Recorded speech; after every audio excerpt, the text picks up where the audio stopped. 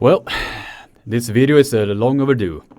This is my arm wrestling story, how a simple sport like arm wrestling has changed a guy that was diagnosed with Asperger syndrome. That this sport changed my life for the better. Without further ado, enjoy the video.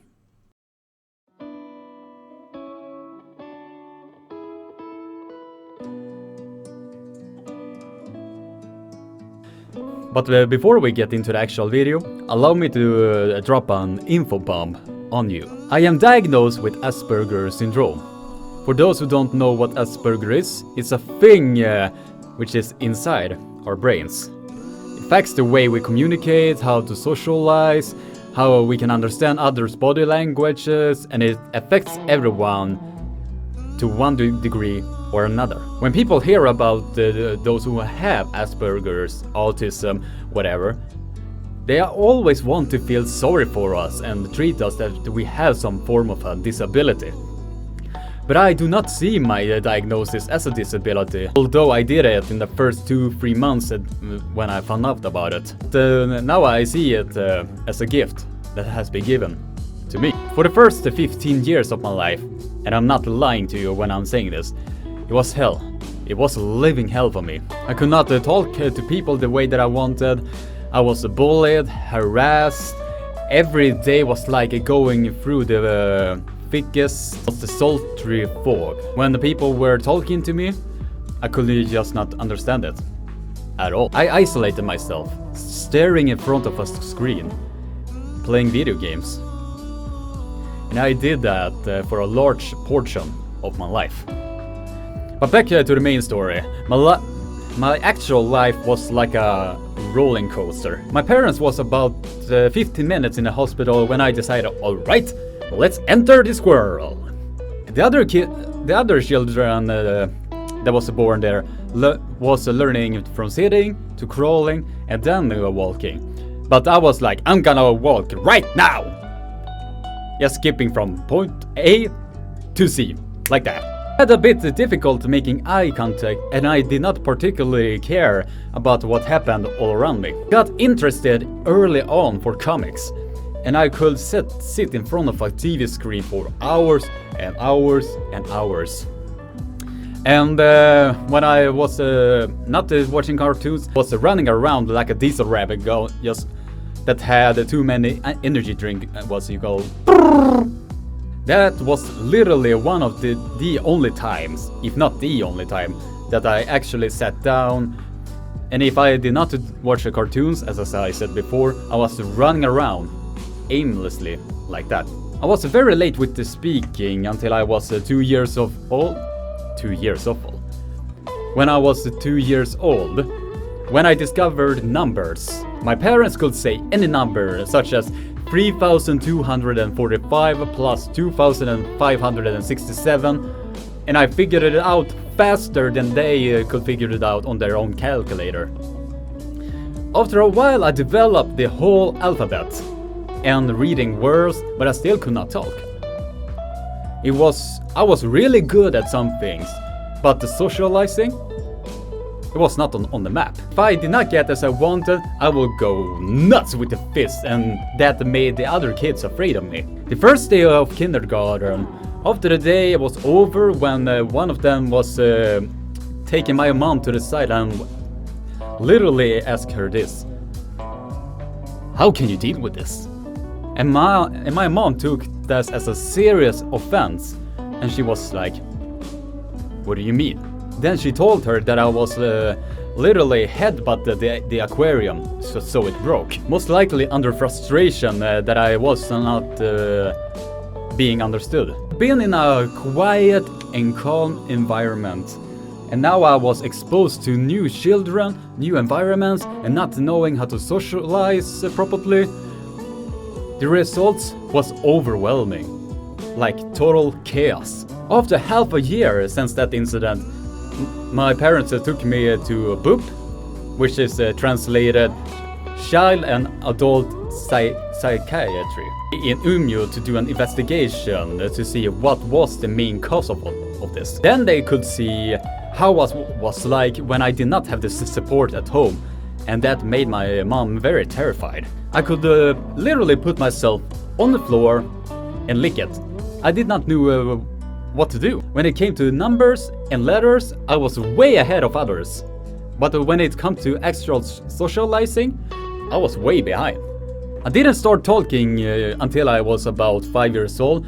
Although it was very little, I did not think that there was any important to talk at all.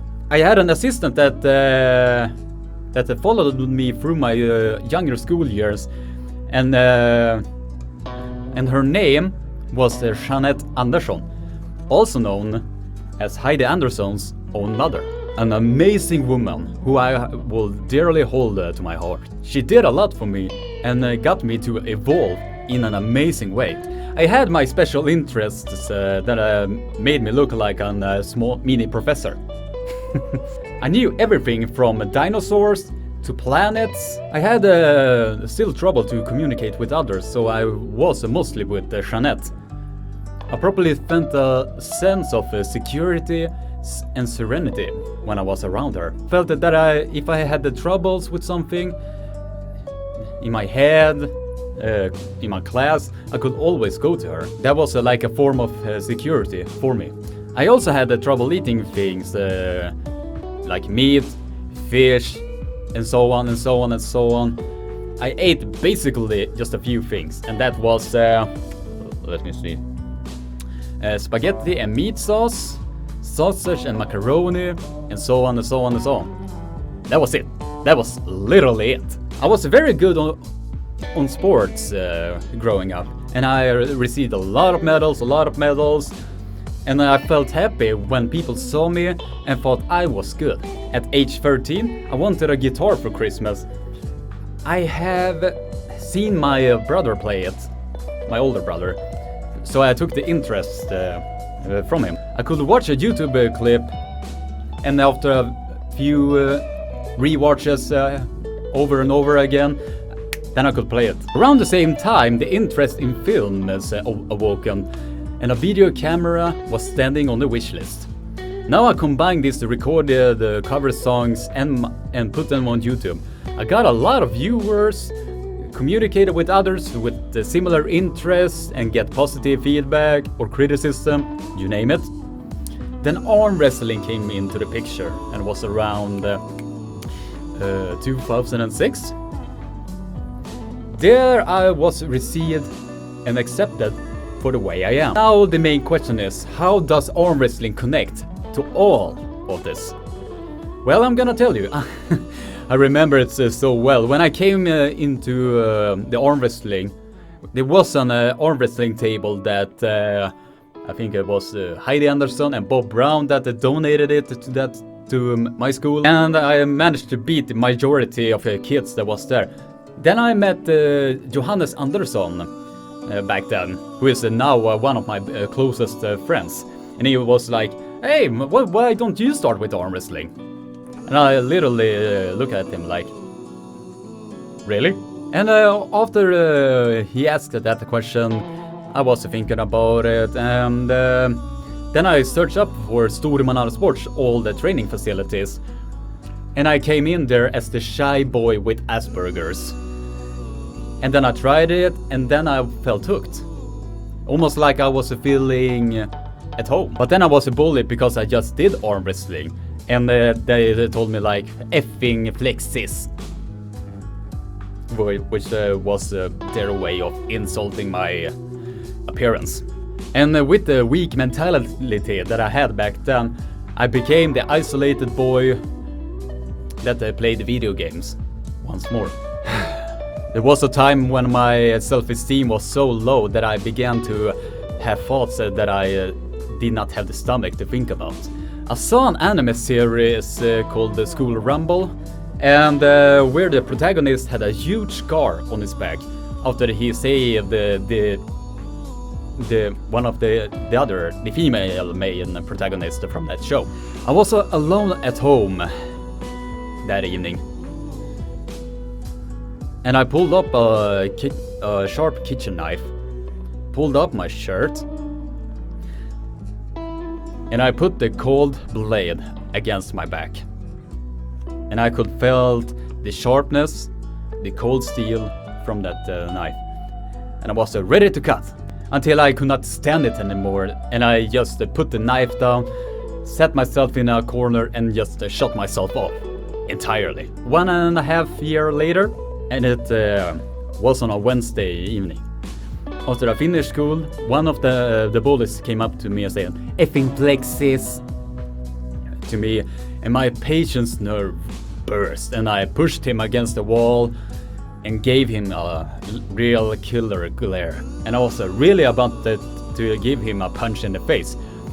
Then I looked behind me and I saw that the other kids was flipping up their old flip phones and was trying to film the entire thing. But I could not bring myself to do it, so I just walked away from there, all the way home, shutting myself in my room, and just cried. I can't remember a single day that I cried that much. The following day, they stopped bothering me and was just like, "What's happening?" Later that day, I was laying in my bed, turned myself to the left, I think, and so on the time that it was almost arm wrestling practice. So I asked my mom to drive me to the arm wrestling practice once again. I was walking, and I was almost about to grab the handle until uncertainty took me in an evil grasp, saying, "What are you even doing here? You are not welcome here. They don't miss you." And after a while, standing in front of that door, I took a breath in, took the handle, and just went in. And then the coach from that era asked me like, "Where have you been, boy? We've been wondering where you have went." And at that time, I did not know what was flying over me, but I felt a real warm feeling inside my heart. That warm feeling just burst inside of my body, and it really warmed my heart that they were actually worried and wondering where I have been. This sport can be considered as a drunken sport by a lot of people, but to me, it's much more than that. For me, it has helped me gain the social skills that I have today. It has given me more friends, and a lot of friends I did not have the dream of back then. Not just in my home country, Sweden, but all over the world. And it also had strengthened my self-esteem to a very positive degree, both as an athlete in the sport and as an individual in this society that we all live in. This sport as a whole has contributed a lot to the person that I am today. And for that I really say thank you. Thank you, arm wrestling, for changing my life for the better. For someone that was a social outcast, that did not know how to speak properly, to the arm wrestling cameraman that is talking to all of you. So sincerely, from the bottom of my heart, thank you. Yeah, that was my main story, and I really hope that you enjoyed it. And if you have watched it all the way to the end, sincerely thank you, because this is one of my personal videos that I ever been doing. I mean, I had this story in a written form, but I wanted to make a video about this, because I think that this video can help people, or at least be as some form of a comfort video, that there are some people out there that actually understand what they are going through. So yeah, and I also wanted to make another thank you to all of you guys out there for watching, commenting, subscribing, liking, sharing, all of that. If it weren't for you, my viewers, I will not be able to do the videos I am doing today. So from the bottom of my heart, thank you. And have a nice day. And I love ya.